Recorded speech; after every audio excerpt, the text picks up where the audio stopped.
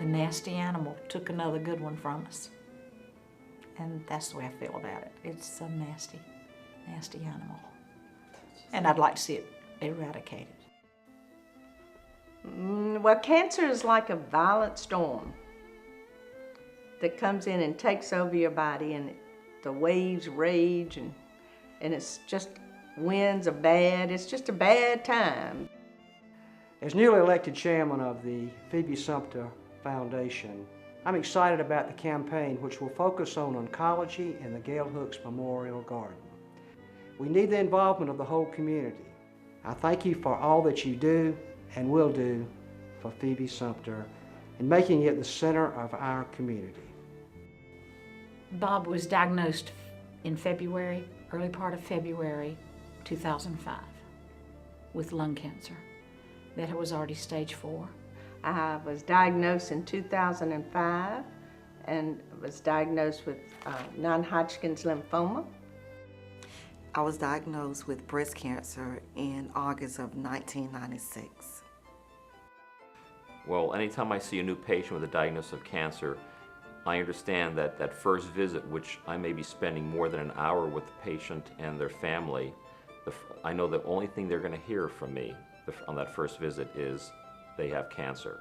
And everything else that I might be talking about, the stage of the disease, the prognosis, what the therapy will be, what the side effects will be, may just go in one ear and out the other. The first usually is a total shock. Why do I have cancer? Why am I sick? I've never been sick before. Why me? They are shocked. They think it's a death sentence. Several years ago, I lost one of my sisters to cancer. I, like so many of you, know firsthand how cancer can reach in and touch the lives of family at just about any time. And it seems today that just about everybody you talk to has a friend or a family member suffering with cancer. The new Oncology Center at Phoebe Sumter will serve as a great provider of quality cancer care to the people of Sumter County and the surrounding area. Also will become a great destination cancer facility for those in the state seeking quality oncology care. We all need to appreciate what a tremendous resource we have through our Sumter Hospital and Phoebe healthcare system. I've been in New York, Massachusetts, and Florida at different places in different settings, and I can tell you that working in a university setting, working in the community setting, I don't think here as a patient, family, or a doctor we are missing anything. I felt like we were safe when we went there. You know, I felt like they would take care of us. Dr. Johnny was very personable and very endearing. I trusted him with the diagnosis. I trusted him with the treatment that he chose to give him, and felt like he was doing everything that was known and possible to do. I chose to have my chemo in Americus because I believed in the doctors. I believed in what was being told to me. You don't go through cancer without a lot of questions. And I had those questions, and I had them answered. And my doctors were so wonderful at explaining things to me and making me feel like I could recover from this. It is not always the death sentence. Well, my physicians, they were great. Dr. Tongo is awesome. A comedian, I love him. Oncologists are a different breed of people. Although you see me joking around, my style of treatment is taking care of patients, be compassionate, and talking to them. That's why I chose oncology. The doctor-patient relationship is very unique in oncology, where right from the diagnosis, even before diagnosis, if you are seeing the patient from prevention. So from prevention to diagnosis, to treatment, to cure, to the end of the life, the doctor is involved in that patient's care. It's an amazing feeling because that's not your patient, it's your family. I always held on to the belief that he could lick this thing, you know, that there were treatments, and I knew there were people who came through cancer and survived it. I know a lot of survivors, but I guess realizing there was a point that I realized that he probably was not, and Dr. Johnny had said he was not responding to the treatment, and so that was hard, you know, just knowing that at some point we were going to be without him. I'll have to watch him take his last breath and leave us. But I'm a dance teacher, and so I wear a leotard a lot, and I had a little knot on my neck, and it was non-Hodgkin's lymphoma, and that attacks your lymph nodes all over your body. So I was blessed to have caught it early, but it's a strenuous chemotherapy and radiation that they do to stop it from happening again, and so far I've been lucky. And the one thing about cancer, and any other disease, I'm sure, but the one thing that I can speak about is cancer, is it does not just affect the person. It affects everybody in the family.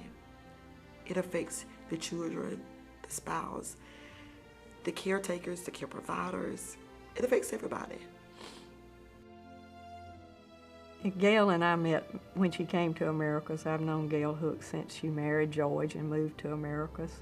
When my husband, Phil Jones, was sick, Gail would come to see him. And Gail was very close to Phil at this time.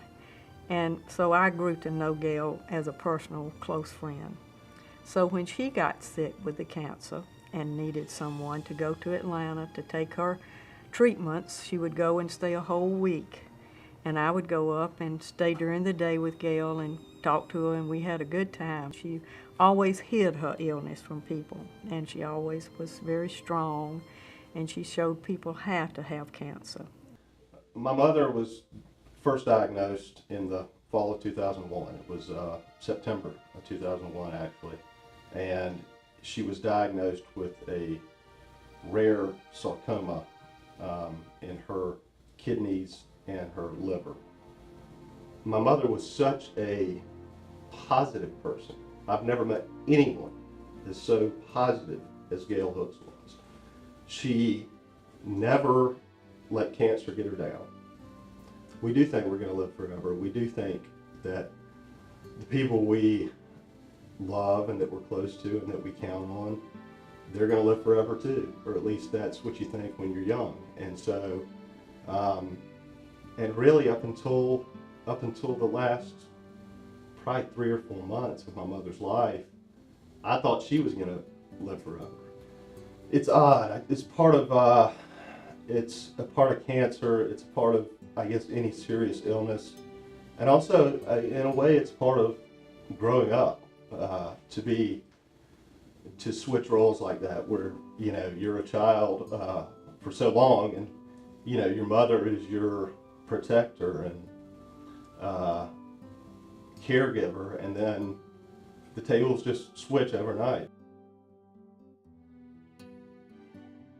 When we went through the treatment, we sat in a room with chairs lined up, and you sat in there with others who were having their infusions, and as that was all we knew.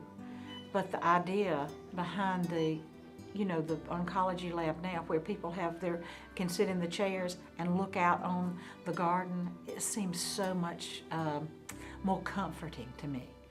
We're very proud of the number of patients we serve and the quality of care that we give to those patients. An important part of our oncology center at the new campus will be the Gail Hooks Memorial Garden. That garden has been planned and will be established to provide a nice private setting for patients to receive chemotherapy outdoors during the fall and spring of the year, and to have the benefit of some privacy and serenity while they're receiving that treatment.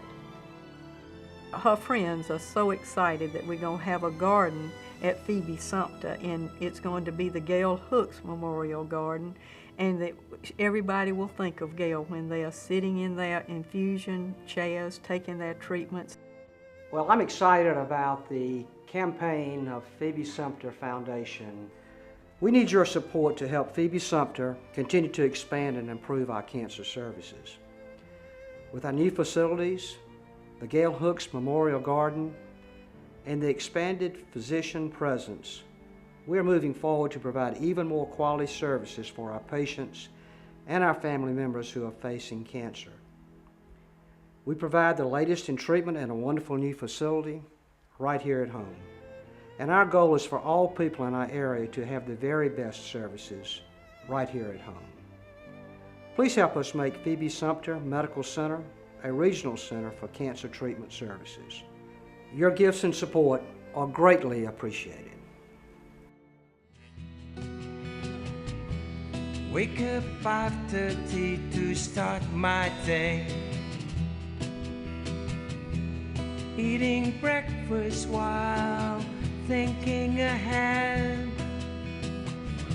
Making rounds to see very sick people. Taking care of patients. Talking to caregivers. Treating their illnesses. Hoping they will be in good hands and feel better.